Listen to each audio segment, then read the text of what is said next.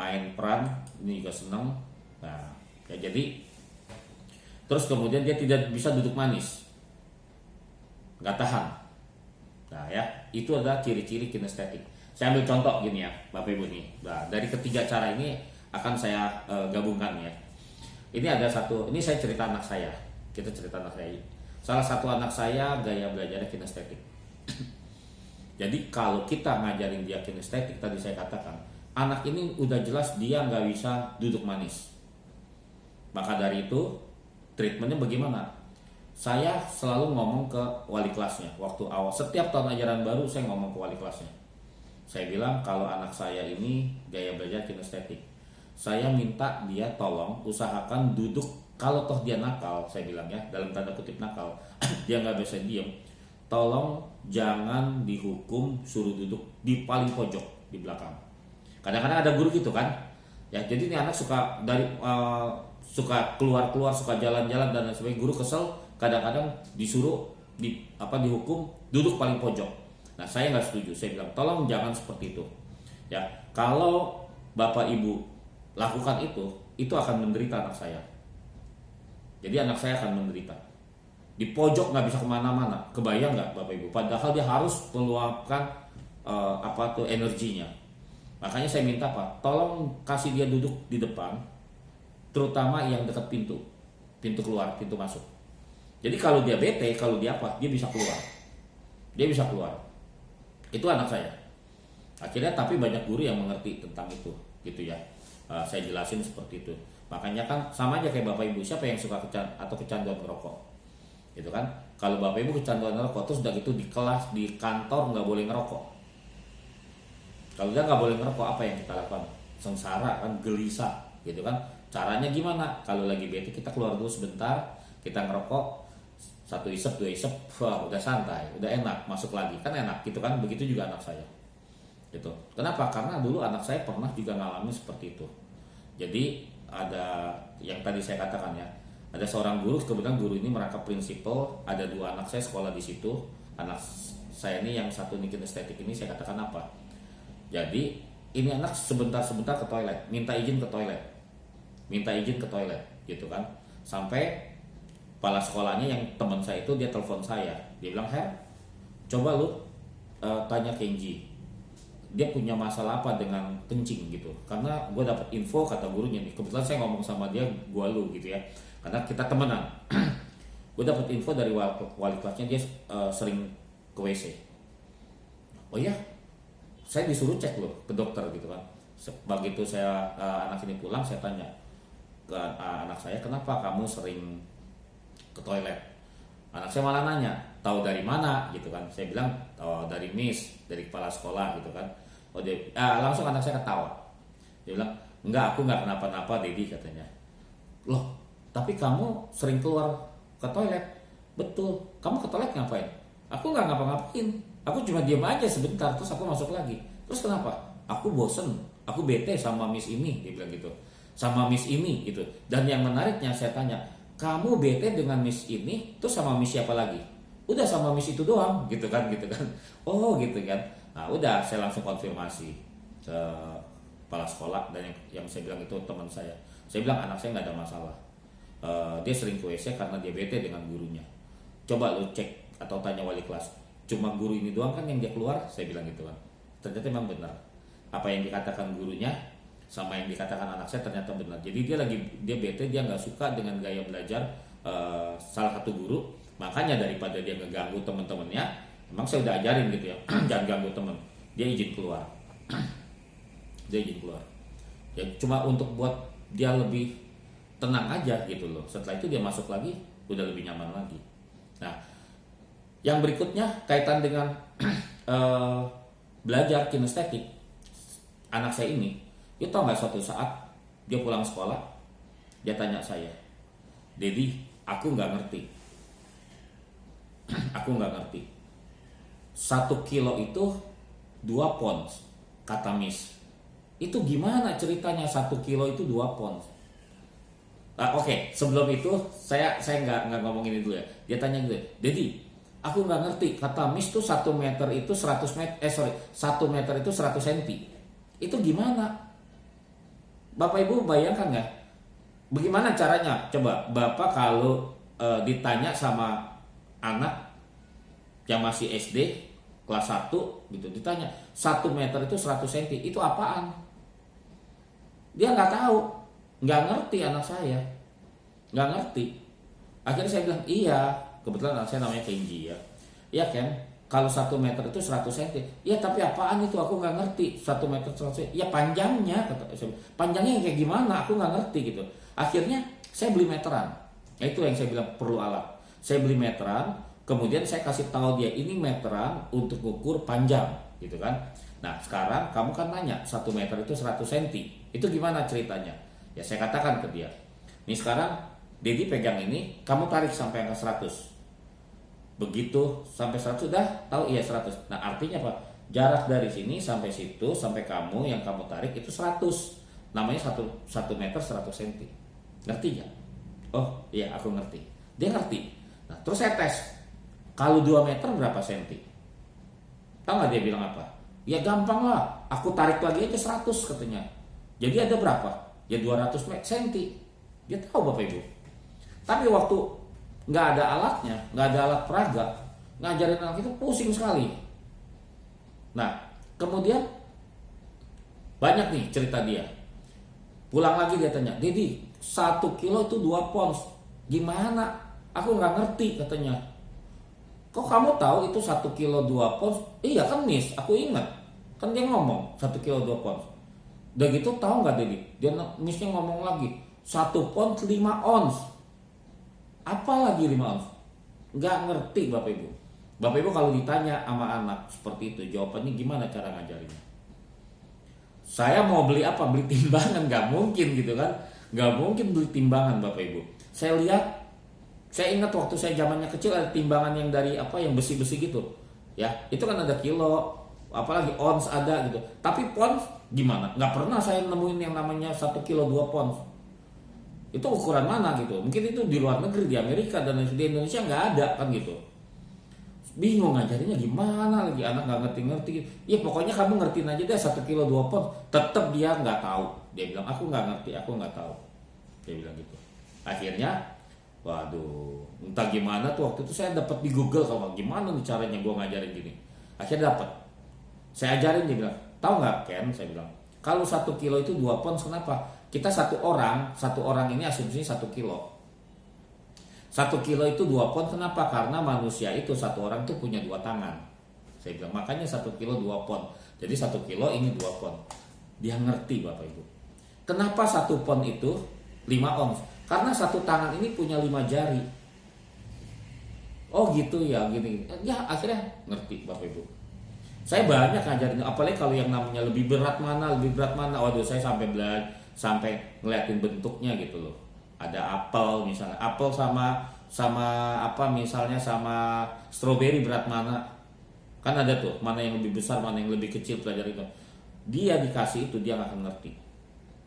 Dan yang menarik lagi, ada lagi pertanyaan waktu itu saya lupa, dia kelas 4 atau kelas 5. Dia belajar tentang berubah bentuk. Dia bilang gini, jadi tahu nggak, aku tadi jawab pertanyaan Miss. Waktu dia tanya, Miss tanya gini, coba sebutkan contohnya benda cair, benda padat jadi benda cair. Aku jawabnya apa? Es batu. Miss bilang betul. Terus saya tanya, kenapa kamu bisa jawab es batu? Dia bilang, iyalah es batu, karena kan aku suka bikin es batu katanya. Kalau es batu itu jatuh, kata dia gitu kan, terus lama-lama mencair jadi air. Itu kan berubah bentuk dari padat jadi cair. Dia tahu Bapak Ibu. Coba kalau disuruh dia cerita lagi, kalau dia nggak pernah coba itu, dia nggak tahu. Benda padat es batu jadi es jadi air, itu adalah benda padat jadi benda cair. Kalau dia nggak pernah nemu itu pasti dia nggak tahu. Dia juga bingung akan dia membayanginnya, dia bingung. Nah kemudian ada lagi, terus Missnya nanya, apalagi Ken katanya, apalagi selain es batu? Dia nggak bisa jawab, anak saya nggak bisa jawab. Nah dan teman-temannya juga banyak yang nggak bisa jawab. Terus Missnya bilang gini, ada lagi, yaitu apa? Gula pasir. Kamu tahu nggak gula pasir? Tahu gitu. Nah terus tahu apa dia bilang? Aku bingung. Kok gula pasir dia bilang bisa mencair jadi benda cair kata dia, dari padat jadi cair. Nggak masuk akal itu, nggak ngerti aku gitu kan. Missnya bilang gitu, tetap ngotot. Akhirnya apa saya bilang? Betul Ken, itu jadi mencair. Ya, kita contoh saya bilang.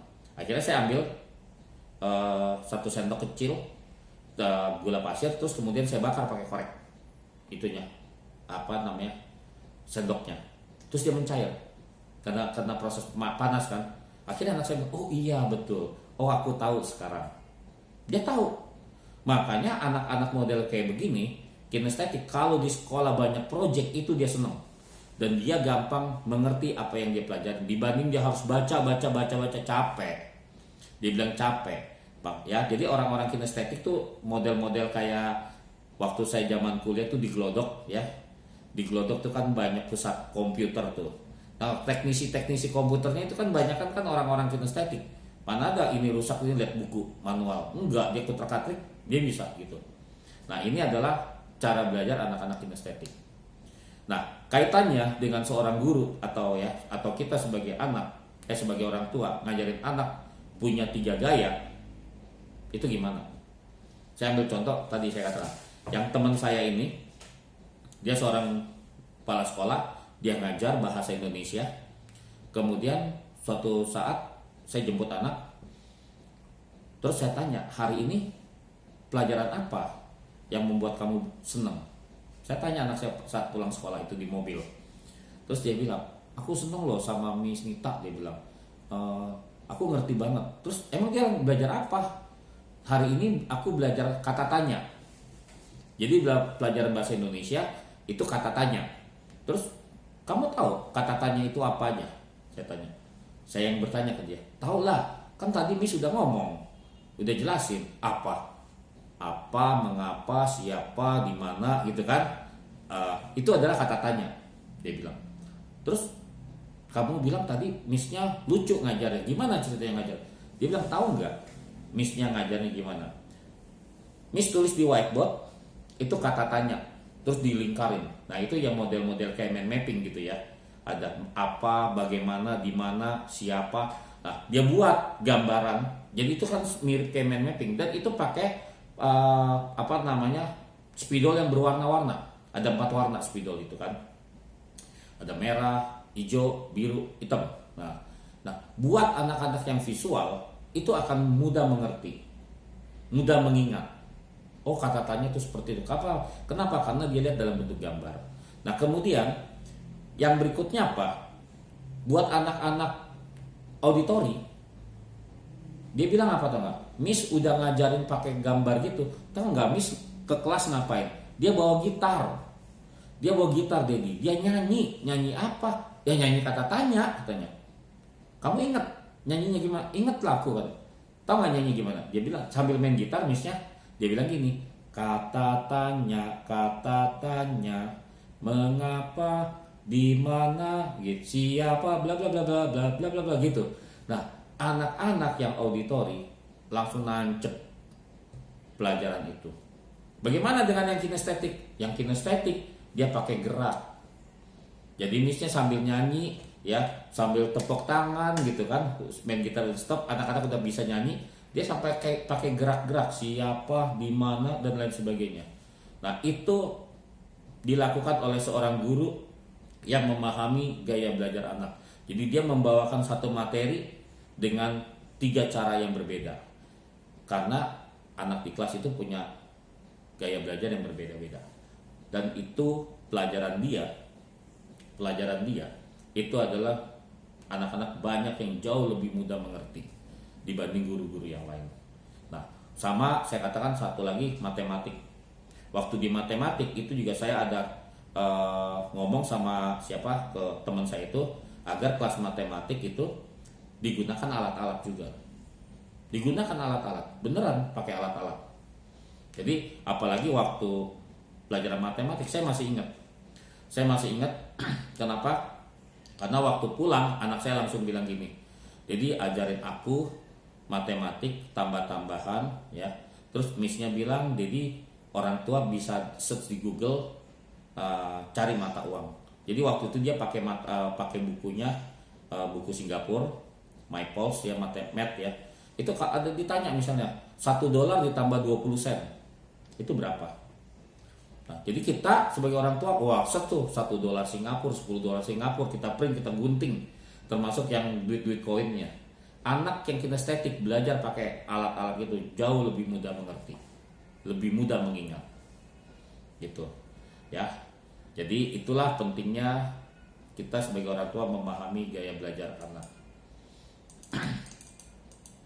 Nah, kira-kira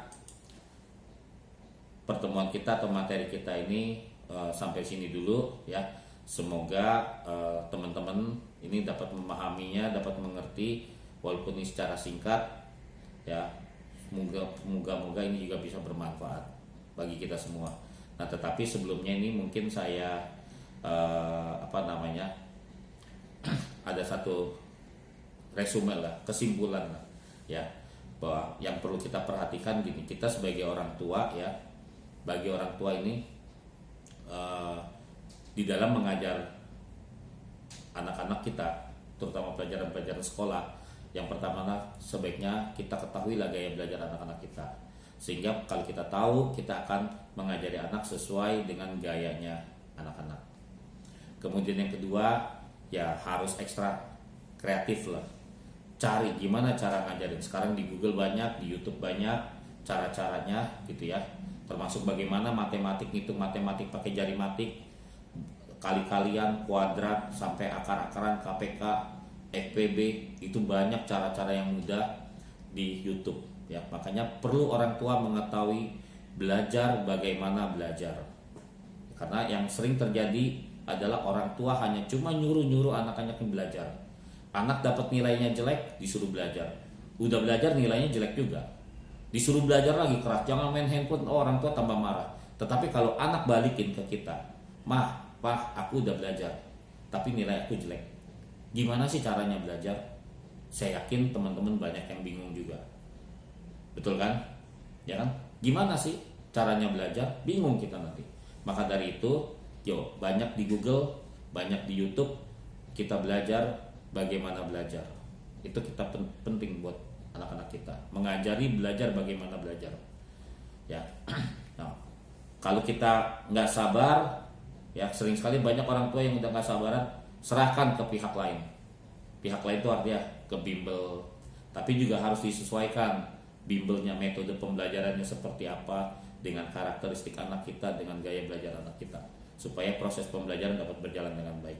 Kira-kira itu pertemuan saya, materi dari saya hari ini. Semoga ini bermanfaat bagi kita semua. Terima kasih.